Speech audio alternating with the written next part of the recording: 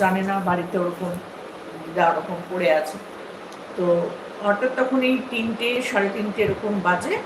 তো বাইরের দরজাটার যে বাইরের থেকে ভেতরে ঢোকার যে মেইন দরজাটা, ওই দরজাটা খুব মানে জোরে জোরে আওয়াজ হচ্ছে, ধাম ধাম ধাম ধাম করে আওয়াজ হচ্ছে।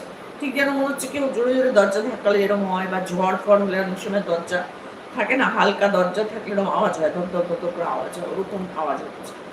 তো তখন ওর মাটা বলছে কি, কেউ কি দরজা ধাক্কাচ্ছে, এত জোর জোর আওয়াজ হচ্ছে, কোনোদিন তো এরকম আওয়াজ হয় না, আমি কি একবার খুলে দেখবো যে কেউ এসেছে কিনা, হসপিটাল থেকে হয়তো ওরা ফিরে এসেছে, তাই জন্য হয়তো দরজা ধাক্কাচ্ছে। তখন ওর বাবাটা বলছে হ্যাঁ তাই হতে পারে, তুমি বরঞ্চ গিয়ে দেখো, দরজাটা খোলো।